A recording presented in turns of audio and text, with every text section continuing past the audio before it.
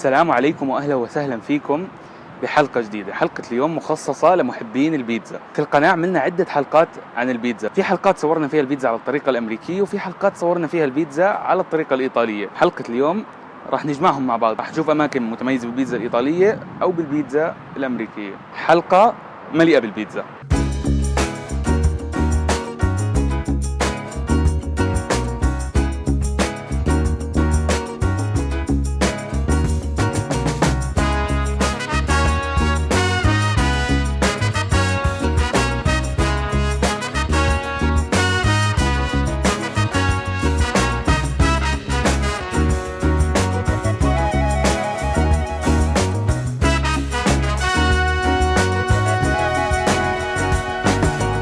بداية حلقة اليوم نتعرف على البيتزا الأمريكية في واحد من الأماكن المشهورة من أشهر السلاسل بيتزا حول العالم، دومينوز بيتزا. من فترة نزلوا صنف جديد واللي هو نيويوركر بيتزا، بيتزا على طريقة نيويورك، بتكون عجينة مختلفة وحجم، فجايين نجربها. نيويورك بيتزا يا سلام.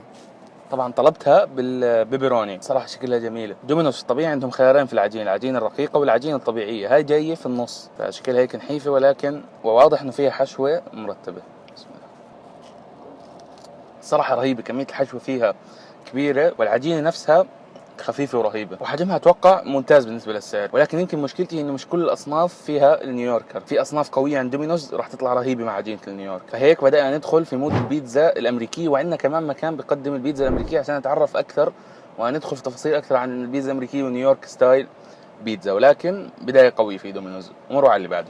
وحاليا جايين على واحد من الأماكن اللي ما فتح من فترة كثير طويلة، ولكن لما فتح صار عليه إقبال كبير وفتح كمان عدة فروع، متخصص بالنيويورك ستايل بيتزا وعنده إضافات ونكهات مختلفة للبيتزا. فجاي نشوف المطعم ونشوف إيش هي نيويورك بيتزا عموما في مطعم برونكس.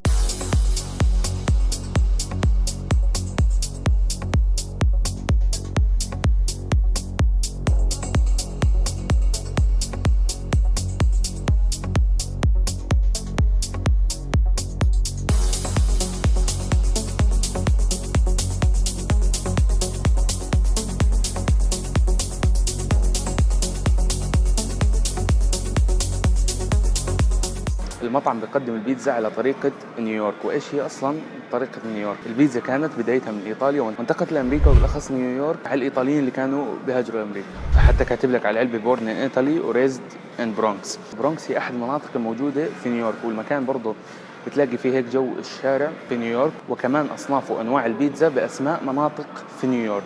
نفتح ونشوف إيش أنواع البيتزا اللي عندنا وإيش هي بيتزا نيويورك. يا سلام.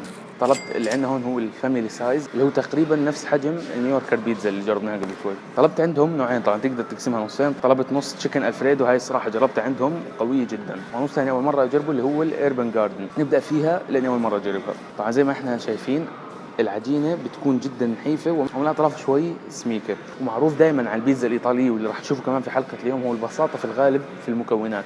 اما بيتزا نيويورك لما تكون بسيطه مثلا بتلاقيها بيبروني، وكثير ناس بيبدعوا ويتميزوا في الاضافات اللي عليها، فحسب انت ايش اللي بتفضله. الاوربن جاردن هاي فيها خضار وجبنه، فيها باذنجان، فيها مشروم، فيها بندوره، وفيها صوص بندوره، ومعها حفله جبنه، معها جبنه موزاريلا، جبنه بارميجان، وجبنه الريكوتا اللي هي بتكون جبنه مالحه تشبه جبنه الفيتا والاشياء هاي. بسم الله.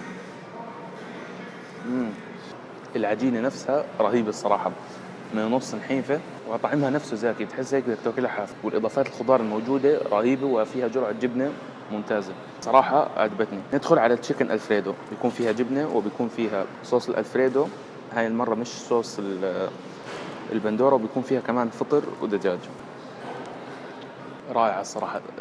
زي ما حكينا العجين ممتاز، وفي العموم وفي الصنفين جوده التوبينجز المحطوطه عاليه. صحيح اني يمكن من محبين البيتزا الايطاليه، ولكن البيتزا الامريكيه لها جوها كمان. فعشان هيك نروح ونختم حلقه اليوم ببيتزا ايطاليه. بنشوفكم في المطعم اللي بعده. حاليا جايين نختم حلقه اليوم بالبيتزا الايطاليه، وجايين على واحد من الاماكن المتخصص بالبيتزا الايطاليه، وبيحكي انه بيعمل بيتزا مختصه، مطعم 8 بورشنز.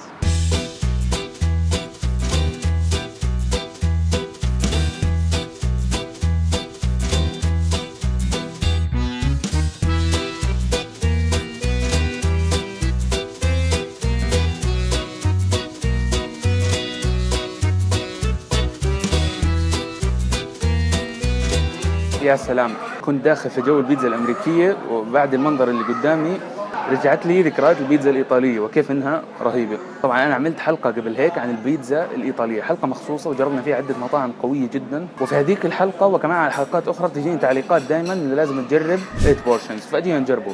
لا وكمان حاليا أجينا على فرعهم الجديد، نفس مكان الفرع القديم ولكن أكبر وفي قعدات أكثر، وكمان صار عندهم فرع في الرياض، فأهل الرياض كمان بيقدروا يجربوه. كمان برونكس موجود في الرياض ودومينوز أكيد موجود في الرياض، فعشان هيك أهل الرياض كمان معنا في حلقة اليوم. نبدأ وندخل على البيتزا قبل ما تبرد. طلبت عندهم البافلو موتزاريلا بيتزا، اللي هي البيتزا الإيطالية التقليدية، بيكون فيها صلصة طماطم وبيكون فيها جبنة الموتزاريلا الإيطالية اللي بتيجي كور البافلو موتزاريلا. فبسم الله ونبدأ. بيكون عليها جبنة وكمان تجيك الجبنة اللي في النص هاي. ناخذ معها هيك.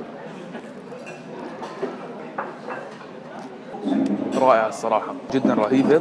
دائما حلاوة البيتزا الإيطالية في العجينة أكثر من البيتزا الأمريكية. في البيتزا الأمريكية الناجحة ونيويورك ستايل بيتزا ممكن تلاقي عجينة جيدة ولكن بتكون الإضافات هي سيد الموقف، ولكن هون أنت العجينة سيد الموقف، تلاقي فيها القرمشة الخفيفة من الأطراف ومع صلصة البندورة الرهيبة عندهم، وأكيد الريحان صراحة بحبه فيها، وكمان الجبنة. طبعا البافلو موتزاريلا قريبة جدا لجبنة العكاوي، أقرب حتى من الموتزاريلا اللي في المحلات. صراحة تجربة جميلة جدا فعلا، من أفضل محلات البيتزا الإيطالية، ولكن سعره مرتفع الصراحة. جربت أماكن بيتزا إيطالية ممتازة وبسعر أقل، فبيأخذ معنا تقييم 8.5 من 10، ولكن برضه هيك المكان جميل وقعدته جميلة. وأنا صراحة كمان استمتعت في حلقة اليوم، حلقة لمحبين البيتزا. اكتبوا لنا رأيكم في الحلقة، وكمان إيش حابين تشوفوا في الحلقات الجاية، وما تنسوا تشتركوا في القناة وتفعلوا جرس التنبيهات عشان ما تفوتكم الحلقات الجاي. نشوفكم الحلقة الجاي، السلام عليكم.